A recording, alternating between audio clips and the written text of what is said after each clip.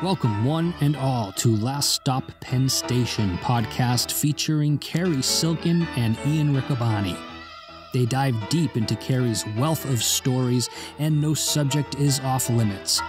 From the world of wrestling to his ticket agency, growing up in New Jersey, drug-fueled underground days, hustling in the French Quarter of New Orleans, and endless days and nights in New York City, every story is worth telling.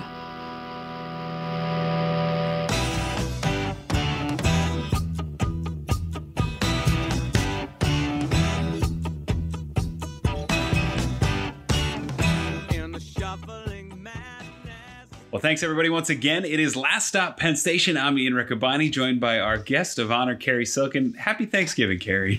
Thank you very much. And we all stuffed ourselves silly as usual, or maybe not as much this year because there wasn't as many big gatherings. But you're in Florida right now. Technically, I am. Yeah, we are. As you're hearing this, I'm deep in the heart of the Ocala National Forest, not far from where John Travolta lives, not far from where Dory Funk Jr. lives, in the hills of Fort McCoy, which is a secluded isolated part of Florida. And we've pretty much been in isolation for a bit. We drove down and we're spending Thanksgiving, hopefully, as all goes well, currently with my parents at their place in the middle of the swamp. Well, my Thanksgiving was very quiet, including my good friend AJ coming over here in the evening and hanging out and watching some TV. You know, it's good when AJ comes because otherwise I'd just be watching football. Yeah. So I'll divert from football to watch something we're mutually can enjoy. Maybe you watched a great Thanksgiving movie like Planes, Trains, and Automobiles. Yes, that is on my list after your recommendation of it. Hadn't seen it ever. I've never seen it. There's a lot of movies I've never seen. Yeah. But I'm going to make a point to watch that. I've been listening to a lot of books on tape. Like we mentioned a few episodes ago, and our producer AJ also listened to this Rolling Stones, the Altamont, and then this author Joel Selvin did another one about the Brill Building and about these great songwriters of the 50s and 60s, the Stoller and Liebers, the Carole Kings, the Neil Diamonds, and I've moved on to. It's too bad you weren't. See, as a huge baseball fan, you would like this. Have you ever heard of I'm revisiting this after like a 40-year layoff. Have you ever heard of the first tell-all baseball book called Bowl 4? Jim Bouton. Yes. Yeah, absolutely. Yes. So I'm currently involved with that. And it's really interesting if you're interested in baseball. The book, he had a tremendous he was like Rookie of the Year, I think, in 62. Yeah, I think in maybe 60 or 60, right around then. And he won 2 games in the World Series for the Yankees, and he was great. But by 1969, it's with the Pilots. Exactly, and he was learning to throw the knuckleball. Yeah, and the names on the Seattle Pilots, Tommy Davis, and just oddball names, but as a baseball card guy, you would know it because you would know these names. Right. None of which I could just say off the top of my head at the moment. Well, what's funny about the baseball cards, you would have the top sets in 69, which they either didn't show logos or airbrushed. And then you had the Kellogg set in 70, which had a couple. The only pilot they had, I think, was Jim Bouton. Well, I was looking at the 69 cards because of reading this, and there were 2 expansion teams. Right. It was Pilots. Yeah. And the Royals? The Royals. Yeah. So when you look at the baseball cards, they have they're all wearing black baseball caps, no logos, or else no caps. Right. So, because they weren't sure who they were going to put out. So, Ball 4 is interesting because Bouton tells stories, some off-color he got in big trouble because he's including stories about Mickey Mantle leading. They had a thing called beaver hunting. Is this what I think it is? Yes. Oh, okay. Which ranged from certain stadiums where you could look under the holy you could look moly. under the stands. That was like your basic rudimentary beaver hunting. And some guys would go on the road and bring like a set of drills, not making glory holes, but peepholes. Oh, and they didn't know who was next door to them. Could have been some big, heavy businessman, or maybe it was an airline stewardess, and maybe she had some company. But there was a hotel in Washington, D.C., where all the American League teams stayed. This is back with the Washington Senators, right? Called the Shoreham. And the Shoreham was about, let's just say it was a 6th-floor hotel. But the strange thing was it had wings. So picture like 2 L's. Okay. But it's not, so like the L's were, so basically if you were on the roof, you could look into the 5th and 6th floor. Ooh. And Mickey Mantle himself, this is when Boughton was on the Yankees. Most of the teams did this.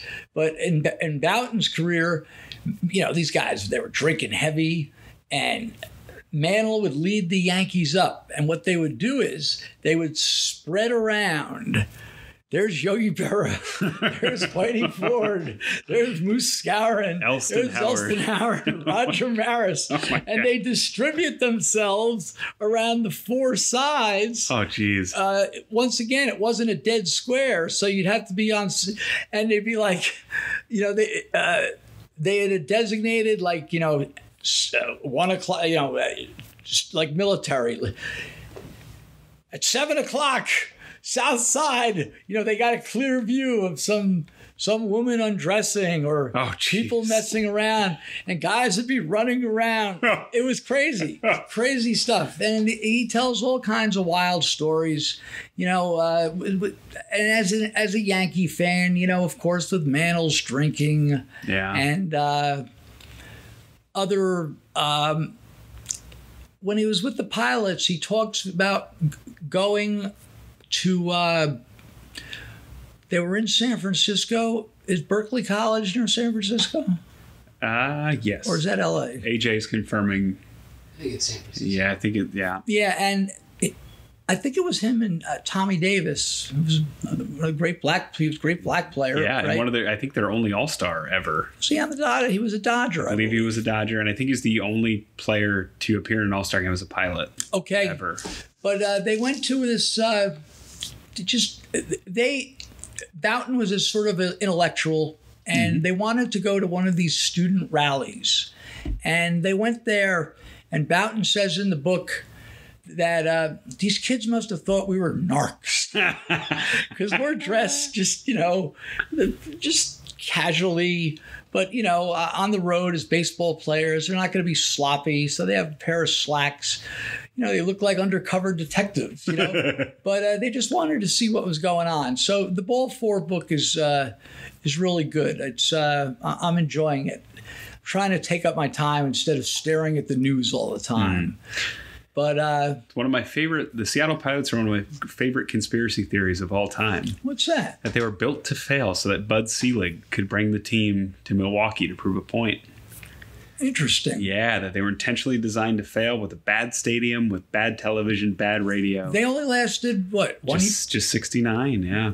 And then they were moved to Milwaukee, where Bud Selig took control of the team and later became the commissioner.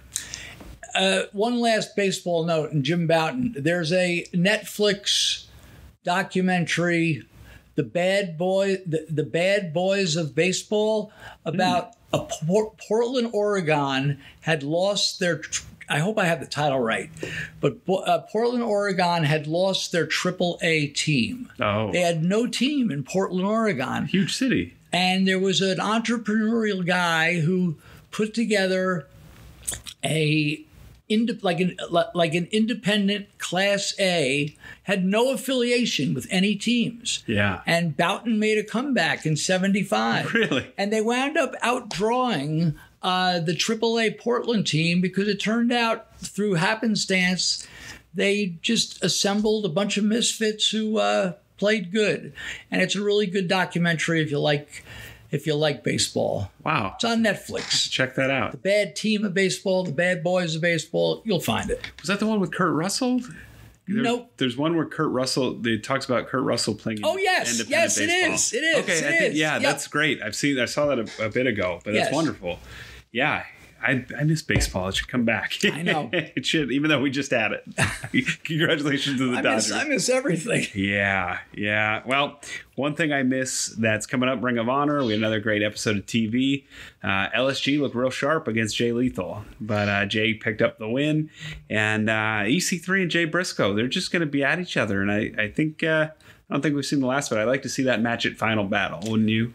Yeah, I would like to see it. And unfortunately, I will be seeing it. I'll be watching, we're having a pay-per-view. Yeah.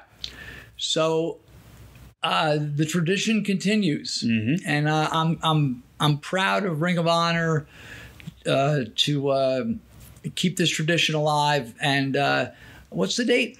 December 18th. The 18th. And we just got the safety protocols even a little more strict than last time in terms of how many tests we're getting. So Ring of Honor, with the cases rising, is actually increasing the scrutiny of testing, which I appreciate. That's a good thing. So that's something to look forward to. And speaking of wrestling, we got some good feedback about Mick Foley. Got great feedback and a lot of people looking for episode number 2. So very excited to talk about Mick Foley in Ring of Honor. On episode 1, if you haven't heard it, go back and listen.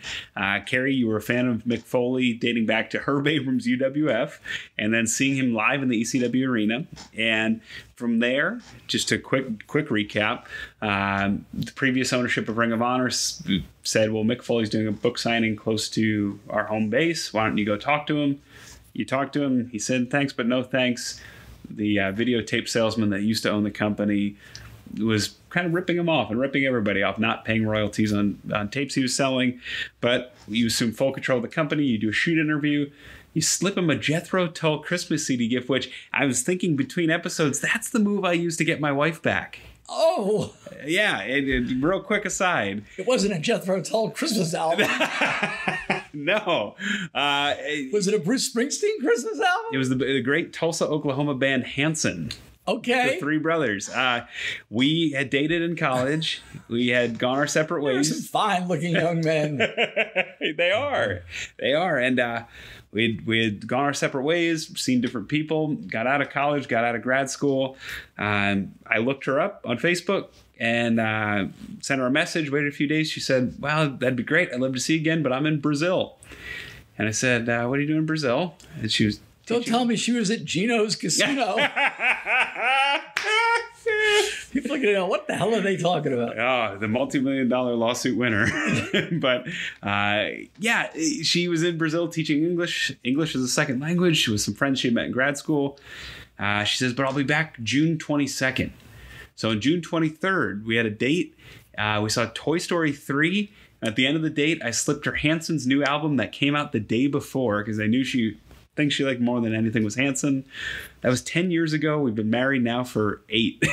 So, well, listeners, take this lesson, whether it's Mick Foley wanting to do business with him, whether it's trying to marry a true love of your life, or trying to reunite with a true love of your life. Yeah, music is a magic thing. It is, and I guess just listening and caring about somebody and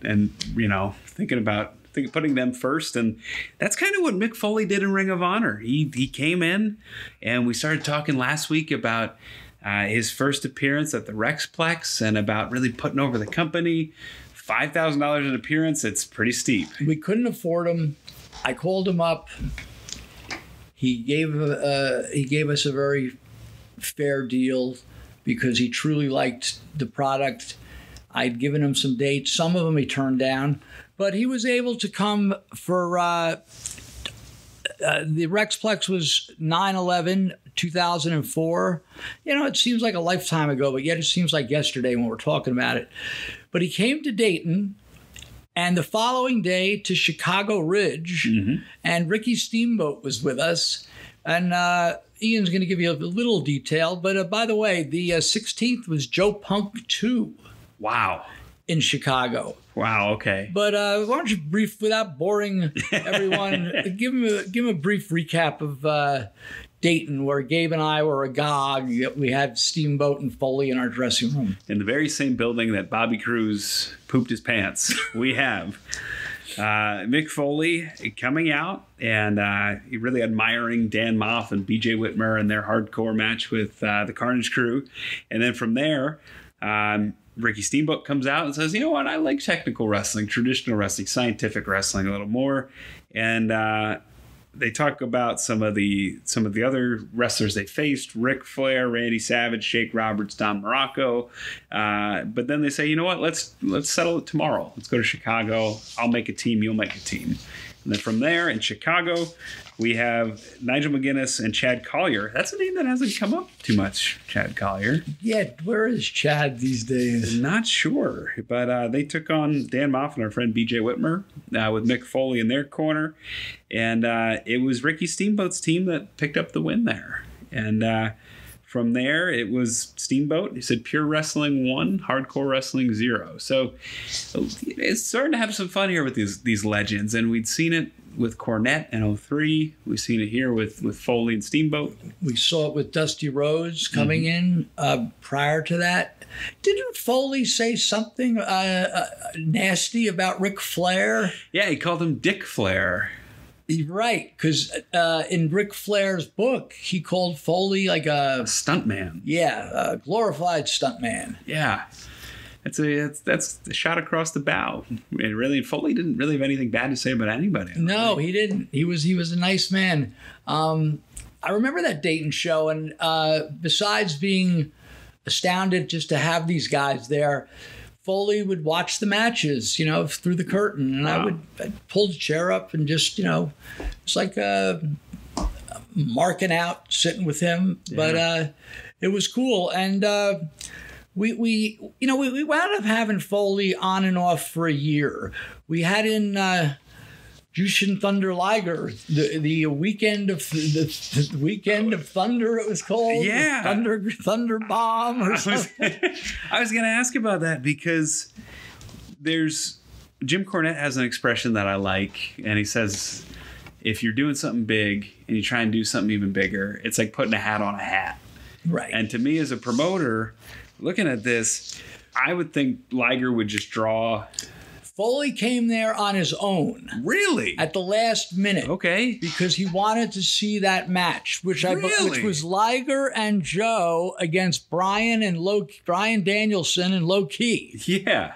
But he got am I correct that he did get involved? Yeah, he sure did. And this is where things get interesting. I know Ring of Honor is doing our best to have these digitized and uploaded to Honor Club. So if you're listening to this in the future, outside of 2020, they're likely up and visible on Honor Club. But at this point, Second City Saints, CM Punk, Ace Steel defeated Roderick Strong and Austin Aries. And then from there, Punk and Joe, who had just wrestled 2 all-time classics, Punk calls out Joe. Instead of Joe coming out, Mick Foley comes out, talks about his new book at that time, Rascal Lane. Mick says he comes to see the event as a fan. He did. And that he's there. And then a little jab at TNA. Mick Foley calls Joe soft core, which is interesting. To the opposite of hardcore.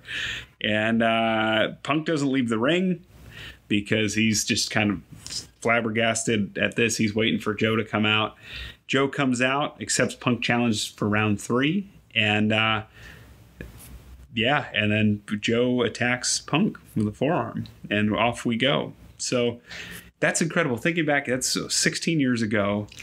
And credit to Gabe. Mm-hmm. That was all called on the fly or that night. Wow. Because once again, we did not know Foley was coming. I think we had a hint that he was coming. Yeah. And he just sort of showed up. And that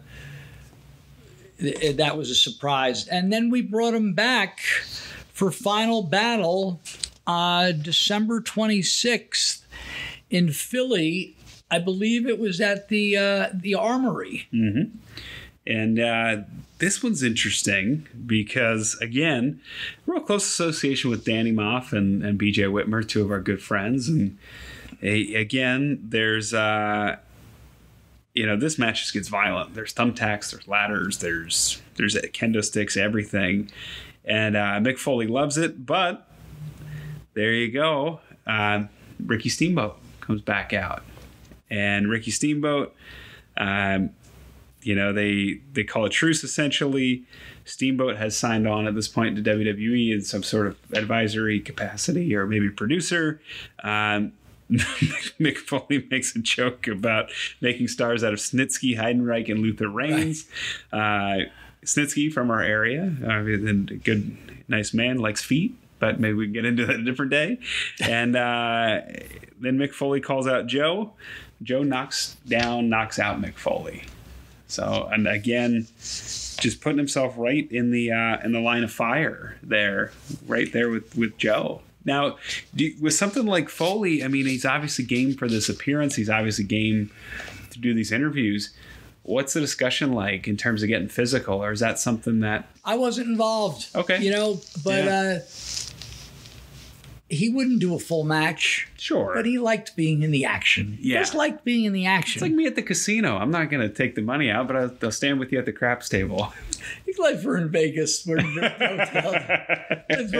Don't worry, Sarah. Just very little. I got to keep a chain on the boy. Yeah, and we had Mick come back in January of 2005. We were in Cambridge, Massachusetts. Yeah. So this one, and just some fun names here. I mean, this is certainly an era of Ring of Honor that really hits me. This is when I was getting the DVDs and actually the VHSs. They were a little cheaper, so I'd buy the VHS. I think we were getting. This is around the time we were completely. DVD. Yes. Yeah. Some fun names here. Jay Lethal, obviously here. Josh Daniels, one of the early stalwarts. I believe he was a substitute in the Pure Tournament. I think that was his big claim to fame. I don't remember. Yeah, that's a name that doesn't show up much. Alex Law, Ricky Landell. Ricky Landell was a Steve Corino student. So Steve probably had a hand in getting him a shot. The opening match, Spanky versus Alex Shelley. What a great opening bout. Incredible. That one is on Honor Club. I've seen that one, so you can go and watch that one. And just a couple more names here. Eric Starsmore and Shane Hagedorn. That might have been Shane's first appearance. It might have been. We'll have to see. Listed as a student of CM Punk at that point, which would make sense because Punk was the original. Was running the school. Yeah. And there you go. But on the same event in Cambridge, ROH title match, Austin Aries versus Colt Cabana, one of Aries' first title defenses, if not the first. And I remember that being a great match. But there was a confrontation between Mick Foley and Samoa Joe following the main event. And it was essentially Mick Foley saying there'd be a mystery opponent for Samoa Joe. So at this time, this is right when message boards are a thing. And the Ring of Honor one had a famously toxic message board with allegedly Gabe posting under pseudonyms and Gabe posting as himself. There were some terrible message boards. There was that DOI one. Oh, DVDR? No, Death Valley Driver? Well, there was that one, but that was tame compared to this one Declaration of Independence. Oh. That was toxic. It was a horrible thing. It was a horrible thing. Yeah. After that, Massachusetts, the next appearance by Foley, it was our last Rexplex event. Really? Which was February 19th.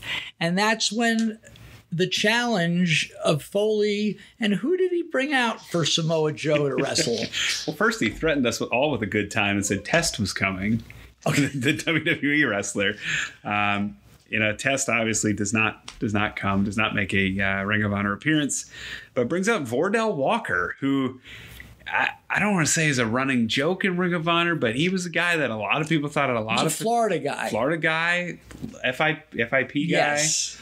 Over the years, he's kind of been the guy where there's a certain era of Ring of Honor where FIP's title's defended, and he's the kind of he wasn't able to cut it in Ring of Honor. Sorry, Wardell. Yeah, didn't quite cut the mustard. Quick match, Samoa Joe beats him. Easy. And Mick Foley says, you know what? I got a backup plan. When I looked this up today, I had absolutely no memory of this at all. You talk about a guy who loves Vegas. Right. I mean, this is Mr. Vegas himself. And what was the name that he brought out? He announced him as Asbestos Jack. And it was our good friend Kikutaro. Who at that time was known as Ebisan. But Kikutaro, who has made many Ring of Honor appearances over the years, one of the great comedy wrestlers of all time. And one of the great slot players of all time. There's two men that I've seen, three, but I won't give the third one for anonymity because he's currently in Ring of Honor. But two men that I've just seen sit at a slot machine and just be laser focused. One is Minoru Suzuki, who is scary when he's focused at slot machine. If you think he's scary in the ring, don't talk to him when he's doing slots. The other is the great Kikutaro. Now Kikutaro, when we would go to Vegas, to this day, last back when, going back a few years, Nick from the Bucks loves playing slots. A nice, safe. I mean, we're not talking big money. Right, we're talking hang out with everybody. With Mr. Buck, we hang out with him. Yes, and so it was Nick, myself, Lethal might have been there. Yeah. There was like 4 or 5 guys, including Kikutaro. Right. So we all put in like $100 onto one slot machine. So we had a nice little stake. Yeah. So we're able to play like, if whatever the high pull was, like, it was like $10. We're really gunning for a hit. And we would take turns hitting the button as if anyone would particularly have luck. But Kikutaro, AJ, you got to see this guy. He was short, 5'2", right? Stout, and when it was his turn, when he'd hit the button, he would give the traditional Japanese. The blessing. The blessing. Yeah. And when it would come up with just shit, God damn it!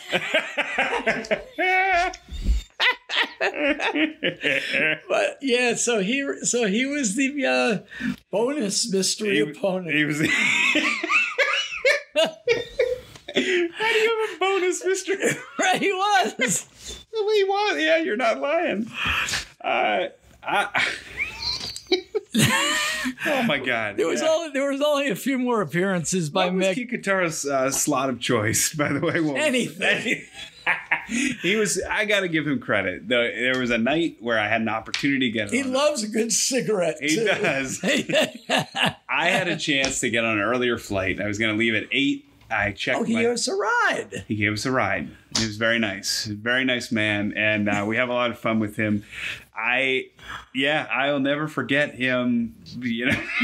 Just, and he's like the mayor. He's the mayor of Samstown. Oh.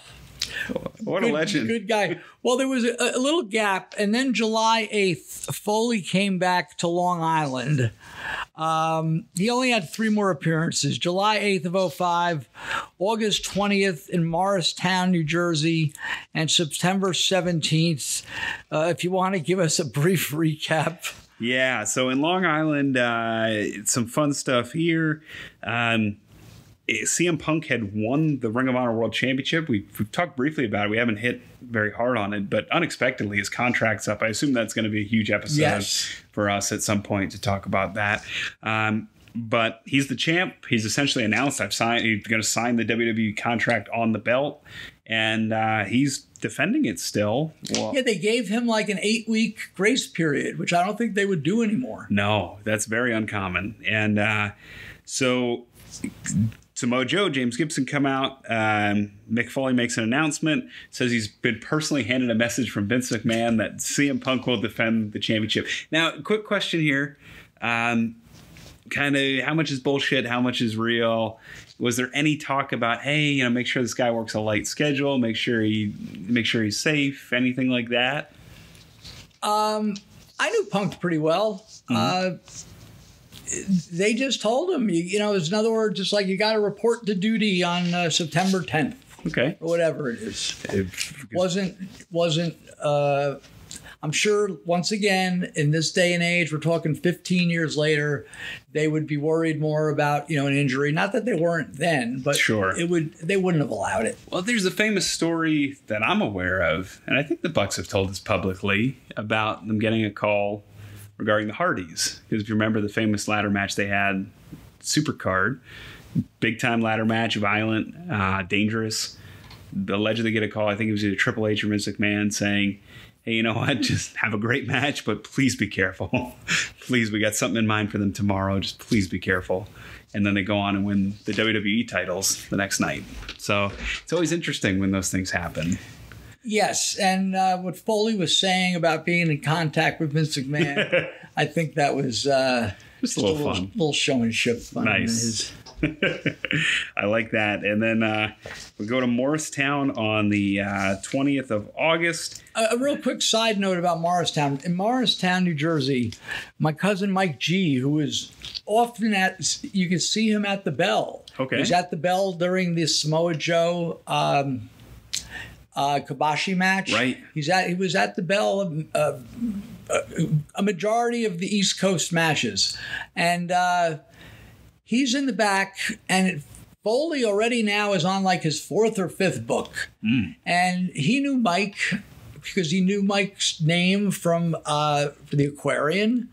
And Mike was they were in a heavy conversation for like 45 minutes. And Mike's like, I haven't written a book. And Foley's like, well, why not?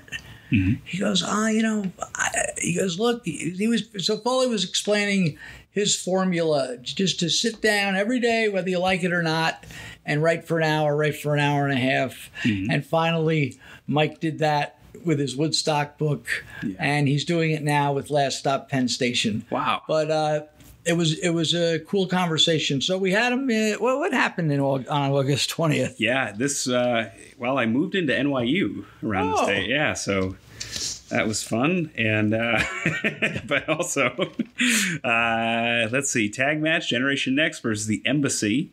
And so this was Generation Next. Essentially, at this point, Mick Foley tells Jade Chung, the great Jade Chung, she can leave the Embassy if she wants. Alex Shelley attacks Mick Foley. Alex Shelley at this time with the Embassy by now. And Aries and Roddy fight off the Embassy, save Mick Foley from an assault, and Mick Foley DDTs Prince Nana on the new book Scooter. Great product placement there. I don't think he had all New York Times bestsellers. Right. He had a few. He had quite a few number ones. Even Springsteen had Lucky Town, right. And you miss, even the greats miss. But he tried. He tried. Right. And then finally, Glory by Honor, Lake Grove, New York. Just to give you an idea of some of this, opening match is a fight without honor. Low Key versus Jay Lethal. Nigel versus Roderick Strong for the Pure title. Colt versus Homicide and their huge feud. I don't remember Davey Andrews versus Eric Matlock. I don't know who they are. That's interesting. I love these guys who just kind of pop up and then disappear. But eventually, on the same show, Bryan Danielson wins the world title. Not the main event, though, because the main event was AJ Styles with Mick Foley versus Jimmy Rave and Prince Nana. And that's the one, Carrie. You called him right before we recorded. I spoke to Nana to make sure my memory wasn't playing tricks on me. And Foley, we didn't ask him to do it, but at the end of the match, he did the famous elbow coming off the ring onto Nana. Nana said he was light as a feather. Wow. And Foley took this bump. I mean, Foley, I remember I was at the table and it was around the corner, but you could just hear Foley's body. He just did it because he just wanted to do it, and so his Ring of Honor time was 1 year, almost exactly. Wow. September 2004 through September 2005. But following that, I kept in touch with him. He knew that I was in the ticket business, and he had called me a couple times. I can't recall what it were tickets for his kids, One Direction or something, that his kids were into Taylor Swift. And I'd try to hook him up. He wasn't a big spender. Okay. Yeah. That's not. Well, no, he talks about that in his book. Him and whomever on the road would cram into a cheaper hotel. You're brought up that way early on as a wrestler. You're trying to save money. You're staying in the cheapest hotels. You're sharing rides with the most people. There's a great line in his I think it's in his first book when Abdullah the Butcher's in his car and Foley's. It was his wife or wife-to-be was in there and some other wrestlers. And Abdullah the Butcher said, I held in a fart for 200 miles just to be polite. The wife was in the car. It was in the car. But I kept in touch with Foley slightly. And we went, shared our love of Jethro Tull. Tull was playing, of all places, the Hammerstein. Wow. And it was 2007. And the night before that, it was a Sunday, Ring of Honor was in Chicago. Okay. And it was snowing like a bitch. And at the time, they had the flight going to ABE. Allentown. Okay, yes, direct from O'Hare to Allentown. Which came back, which is fun. Well, I hope we can use it again soon or one day. But I was on the first flight. I used to stay at the O'Hare. There's that O'Hare Hilton. Yes. So I would stay there. And I was nervous that, this plane's not going to go. It's snowing. But it did. And came back to town. It was myself, Sid, one of Sid's friends, my buddy Joe, who works with me, who's worked with me all these years, who was just here a couple weeks ago for my birthday, and one of my dearest friends. We went to this Hammerstein show, and there was a really good steakhouse around the corner on 9th Avenue. Not an Emerald's, not a Ruth Chris. It was I can't remember the name of it, but it was a top quality place. So we all got down on some really good food. We went to the show, a good old Tull show, had a good time. And I kept in touch with Mick. And a year later, it was 2 years later, 2009. He calls me up. This was a hot ticket. They were doing the 25th anniversary of the Rock and Roll Hall of Fame at Madison Square Garden. Okay. And it was a 2-night event. That was right when they opened the Annex in New York. Okay. They opened it downtown in Soho. Okay. Yeah. Well, they were going to have 2 nights at the Garden.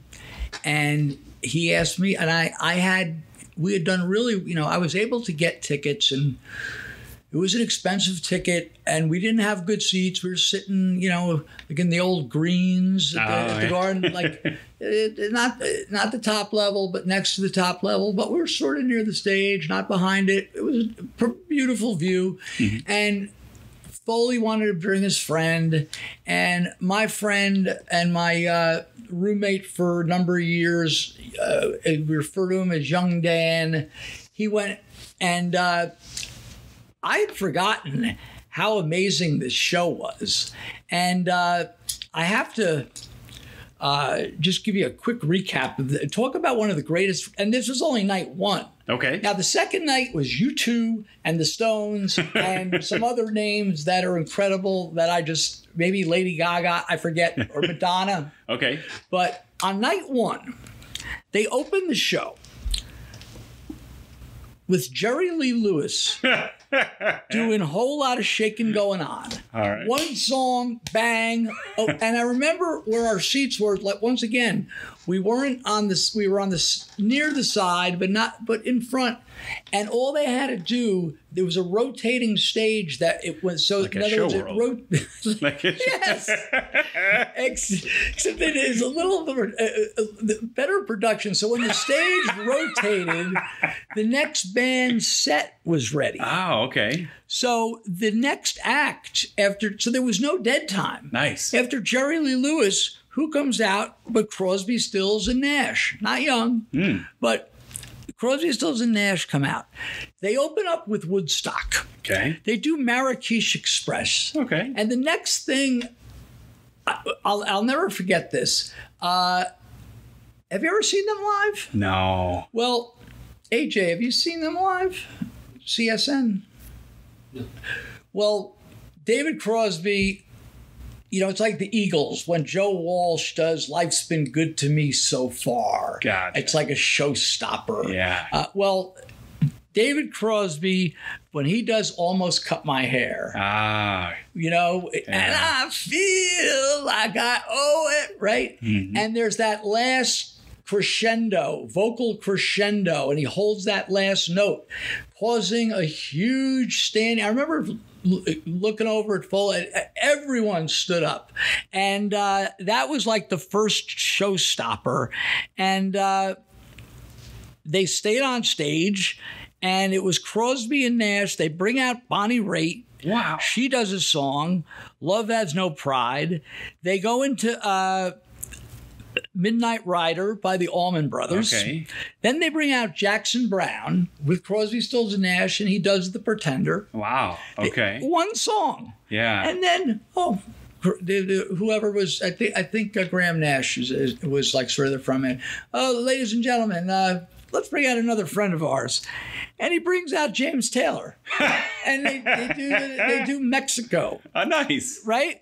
So then Raitt, Brown, Taylor come back together with Crosby, Stills, and Nash, and they do Teach Your Children. Nice. And that's the end of that set. And the stage spins, and it's Paul Simon. Wow. And his big, he had that, oh, come on, help me here. What was the album with diamonds on the soles of her shoe? Oh, Graceland? Graceland, yeah. Thank you. Well, that was the opening. And he jumps back to the classics, Me and Julio Down by the Schoolyard, and You Can Call Me Al. Yeah. Right? And then they bring out Dion. Wait, Run Around Sue Dion? Yes. Okay. And he does The Wanderer. Ah, nice. One song. Then they bring out Crosby and Nash to do, with Paul Simon, to do the Beatles. Here Comes the Sun. Nice. Right? Then they leave. Paul Simon and his band do Late in the Evening. And then they bring out Little Anthony and the Imperials. Two people in the world. And if that's not enough, Paul Simon says, I want to bring out a real old friend. And Garfunkel comes out. Oh, no way.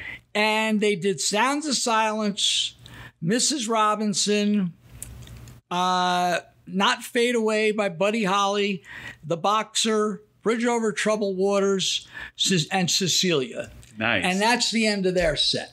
Now, it's already like 10:30, right? We still have Stevie Wonder and Bruce. Oh, no way. And the stage spins, and there's Stevie Wonder, and by himself at the piano. And what does he do as an opener? Solo? Blowing in the Wind by Bob Dylan. Really? Yes. Wow. You never would think that, Yeah. right? So after that, his band appears. They do Uptight. Everything's all right. I Was Made to Love Her, For Once in My Life. Wow. Signed, Sealed, and Delivered. Boogie On, Reggae Woman. And then Stevie Wonder says, I got a friend also. He brings out Smokey Robinson. They do Tracks of My Tears. Wow. Then he says, I have another friend, John Legend. Would you come out, please? No way. And they do Mercy, Mercy Me. Yeah, Marvin Gaye, yeah. right? And The Way You Make Me Feel. And then, if that's not enough, Stevie Wonder says, here's a man that I learned a lot from. I'm like, who the hell? It's B.B. King. They do The Thrill Is Gone. B.B. King stays on stage, and they do Living for the City. Wow. And then, if that's not enough, let's bring another friend out, and it's Sting. No way. They do Higher Ground. Okay. Into Roxanne. Okay. And then you wouldn't associate this rock and roller, but Stevie Wonder, he knew his stuff, and he brings out Jeff Beck. Wow. And they do Superstition. Okay. And shall I continue? Yeah. That was the end of that set. And then we got Bruce. And then comes Bruce. Okay. And I remember my car was parked at Port Authority where they had a 1 a.m. you had to get the car out of there by kind of thing. Oh, wow. So fortunately, I didn't stay for the whole set. I couldn't. But here's what it was. I saw most of it. Bruce Springsteen and the E Street Band come out, 2008 style. They open up with 10th Avenue Freeze Out. They bring out Sam from Sam and Dave, Okay. Sam Moore. Yeah. And they do Hold On, I'm Coming. Bruce favorite. Yeah. Into Soul Man. Okay. Then they bring out Tom Morello. Nice. Who would end up playing with the E Street Band? Right. Yeah. Rage Against the Machine. And they do that. I love this. That rockin' version of the heavy version of the Ghost of Tom Joad. Yeah. Yeah. They did that. And then Bruce is like, here's someone I've always admired. I'm like, Who's left? John Fogerty. Ah, okay. John Fogerty comes out. They do Fortunate Son, Proud Mary, and they do Pretty Woman, the Roy Orbison song. And then he leaves and they do Jungle Land. Wow. Then, do you know this name? Darlene Love? Sure do. Well, Darlene Love comes out. I think she was in the Crystals, and they do A Do Ron Ron. Right. And Tom Morello comes back for London Calling by the Class. This is all with Bruce and the E Street. Yeah. Then they do Badlands. Nice. And Bruce Springsteen says, this can't be a Rock and Roll Hall of Fame in New York without this man. And Billy Joel comes out. No way. And they do You May Be Right, Only the Good Die Young, New York State of Mind, and Darlene Love, John Fogerty, Tom Morello, Billy Joel, Jackson Browne, Sam of Sam and Dave, and Peter Wolf from Jay Giles, who we saw open up for The Who when AJ and I went, I'm sorry, Bruce did Born to Run, and then they brought out the aforementioned crew, and the grand finale was Jackie Wilson's great hit, Your Love Keeps Lifting Me Higher. Wow. And that was the night. Jeez. And that was my night with Mick and young Dan and Foley's friend. And he was so appreciative. And he loved, he's a rock and roller to the core. Yeah. And he loved every second of it. There was a couple, we were there a long time. There was a couple of people that just saw him. Oh, okay. Yeah. And, asked for, I guess it was 2008. You could say it was just getting into this picture era. Phone, yeah. And, the last time I saw Mick live, this will tie everything together. When we were at the day of our Madison Square Garden show, April 6th, 2019, the greatest day of our lives, except maybe when you got married. The greatest day of my life, and one of the greatest days of our lives. Yeah. Prior to going down to the Garden, I know you got there real early. We did. I got there around 2 o'clock because I hadn't been to the WrestleCon, and I was staying at the Hilton. Oh, so it's right there. I got my stuff together, and before I got changed, I went down to the WrestleCon, and I was bopping around and seeing Jerry Lynn, seeing Dutch Mantel, seeing this one, seeing that one. And Foley's got this big line of people. And I just walk up and I just pull a chair. Like, in other words, he's signing. There's a table and there's like 75 people. And I just walk up And I just grabbed a chair and I just sat next to him. And he's like, Gary. Another good Foley story, real quick. Adam Cole had never been to Madison Square Garden. Adam Cole, great Ring of Honor, became a great Ring of Honor star, and now he's WWE, NXT. He's got action figures, trading cards, everything in the video games, yeah. But he had never been to the Garden. And I said, let's go. And it was like, they do that Christmas time, the Christmas week show. Yeah. And I took him, and I knew we weren't going to get backstage, but I had front row seats. And Foley was there just as a surprise attraction, just to say hello. Yeah. And two things happened at that show that were really, it was really cool. I had texted Foley that, yeah, I'm coming to the show. I know I can't get to see you, but I'll be sitting there. That was it. I don't know if he responded to me. And he gets in the ring, and the crowd is cheering, and he grabs the mic, and he didn't say a word yet, and he turns his head, and he looks, he sees me sitting there. He goes, hey, Carrie. And then he went into, and Adam Cole's like, wow. Now Adam Cole. Then if that wasn't cool enough, the really cool thing that happened at that show, and the main event was John Cena. I forget who he wrestled, but it was John Cena, and he won. Mm-hmm. And when the match was over, there were these people sitting next to us who paid a lot of money for these tickets. There were families with, there was kids. And Cena rolls, after the match, Cena rolls out of the ring on the side we're sitting on. I've never met the man in my life. Never. Yeah. Right? And these kids are going wild. So Adam and I are just sort of sitting there, getting ready, sort of putting our coats on, getting ready to leave.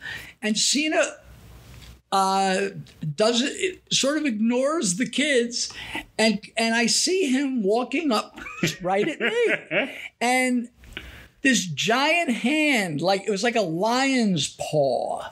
His hand was so big, he reaches over the railing to me. Wow. And I stand up, and he shakes my hand, and he pulls me in. He goes, hey, I really like what you guys are doing. Wow. And I said, well, thank you very much. And Adam Cole was like, oh, my God. I was like, oh, my God. Because Cole's 19 years old, 20 years old at this point. Yeah. And I, too, if it was, Punk, he knows me. Yeah. But so that was really cool. But that's our Mick Foley adventures. Amazing. Yeah, I met him once. And it was in Allentown. He was a very nice man. A lot of feedback about the great Foley stories, things like that. Big Santa enthusiast as well, as we talked about. You ever bring up Santa to you? Did he come out as Santa at the event? Sometimes he does that around Christmas time. Okay. No. That must be a more recent thing that he's been doing. But it's when he was doing his comedy. Right. He started his stand-up routine. Mm-hmm. I get a phone call one day. This is probably 2011-ish. Sure. And he had a gig like in Jersey Shore, like Long Beach. Oh. And he calls me up and he says, Carrie, what are you doing tonight? I go, oh, I don't know, man. No plans really. He goes, do you think you could get a bunch of friends and come down to this club?